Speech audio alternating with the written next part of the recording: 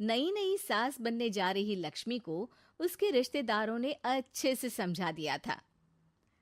दीदी देखो, सास बनना आसान नहीं है। कहने को बहू आ जाती है, लेकिन सारे घर में हक ऐसे कर लेगी जैसे तुमने तो इतने साल से घर के लिए कुछ किया ही ना हो। और नहीं तो क्या, मेरी वाली ने तो घर का नक्शा ही चेंज करवा दिया था। कहती है खिड़की यहाँ नहीं वहाँ करो, दरवाजा इस दिशा से खोलो और न जाने क्या क्या। अरे बताओ, 20 साल से क्या मैं गलत खिड़की दरवाजे के साथ रह रही थी? तभी वहाँ बेटी आ जाती है। हाँ माँ, और पक्का भाभी आने के बाद तो मेरा हाल बुरा ही होना है। तुम हर बात पर मुझे इग्नोर करोगी।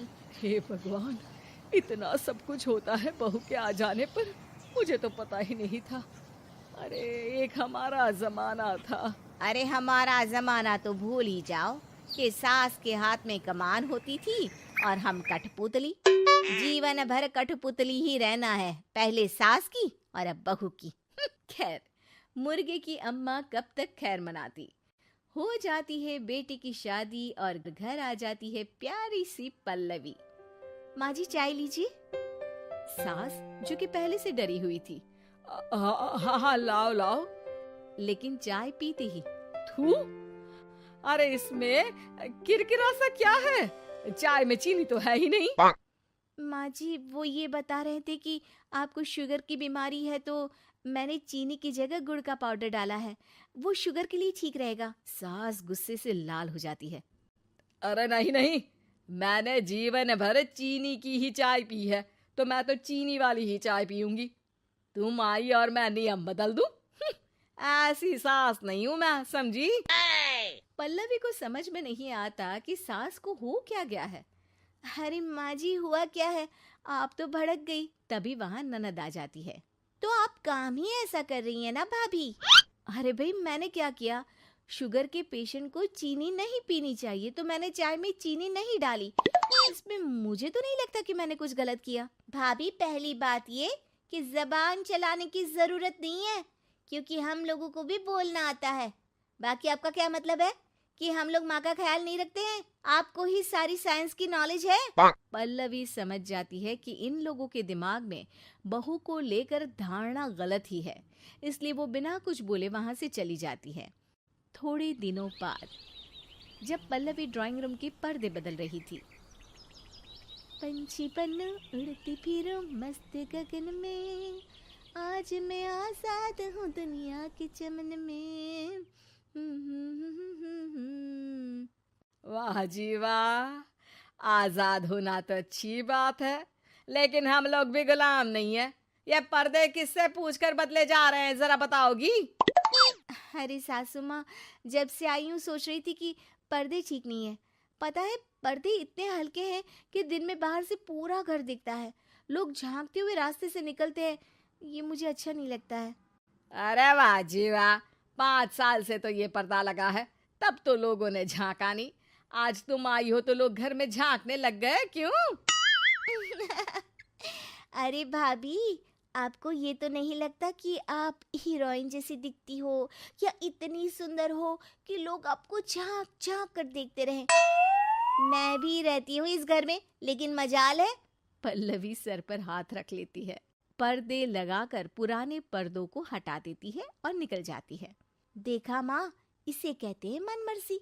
आपने मना किया, फिर भी भाभी ने पर्दे हटा ही दिए। ठीक है बेटा, शुक्र करना पर्दे ही हटाए हैं।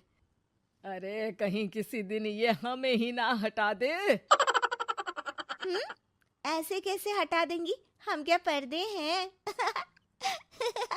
दिन बीतते हैं और एक दिन सास और ननद वॉक पर निकली होती है कि पड़ोसन, क्या बात है, आजकल तो आप लोगों की कोई खोज खबर ही नहीं है। तरस गए हम लोग तो। अरे नहीं नहीं, बस घर पर ही रहते हैं पहले जैसे। पहले भी तो इतनी ही खोज खबर थी ना। अरे नहीं नहीं, पहले की बात और थी। और बताओ बेटा, बॉयफ्रेंड से चक्कर चल रहा है कि खत्म हो गया? पहले तो पर्दे से दिख जाता था कैसे तुम सारा दिन टेलीफोन पर लगी रहती थी, कभी शर्माती कभी रोती। अब तो पर्दे भी मोटे लगा लिए तो कुछ ठीक से दिखाई भी नहीं देता। हाँ? नहीं, मतलब कोई ना, होता है इस उम्र में। और बताओ बहन जी, बेचारी बहू से तो पहले रोज तानेबाजी होती थी आपकी, रोज देखती थी कैसे उस पर आप दोनों मिलकर बरसा करती थी। अब ठीक है ना वो? चल बेटा, ये औरत तो पागल हो गई है। अरे पागल नहीं, आदत हो गई थी। जब मन उबा तो आपकी खिड़की से झांक लिया करती थी, अब कुछ दिखाई नहीं देता तो। सास और ननद घर आती हैं, जहां बहू पर्दों को बदलने के लिए खड़ी होती है। अरे ये क्या कर रही हो? आपने ही कहा था ना पर्दे बदल देना। अब उस दिन तो उतारे थे, सोचा धो कर लगाऊंगी, आज सूख गए हैं तो लगा देती हूँ। तभी ननद चिल्लाती है, अरे नहीं नहीं भाभी, ठीक है ये पर्दे रहने दो। वो पर्दे कम, सीसीटीवी ज्यादा थे पड़ोसियों के लिए। समझ में आ गया अब आपको? हाँ हाँ, आ गया। अब जरा चाय तो बना कर ला दे। पल्लवी सास को चाय लाकर जैसे ही देती है, चाय पीकर सास झूमने लगती है और जमीन पर गिर जाती है। हाय रे भाभी, क्या मिलाकर पिला दिया माँ को, वो तो गिर ही गई। तभी बेटा डॉक्टर लेकर आता है। चेकअप के बाद डॉक्टर कहते हैं, ओ माय गॉड, इनका तो शुगर लेवल बहुत बढ़ गया है। क्या ये चीनी खाती है? हाँ डॉक्टर साहब, मैंने कई बार इनको चीनी की चाय और मीठा के लिए मना किया, लेकिन ये मानती ही नहीं। माँ को कुछ होगा तो नहीं ना? वो ठीक तो हो जाएंगी ना? अरे बहू की बात नहीं मानती तो क्या बेटी की भी नहीं मानती है ये? बेटा, आप नहीं रोकती अपनी माँ को चीनी की चाय और मीठा खाने से?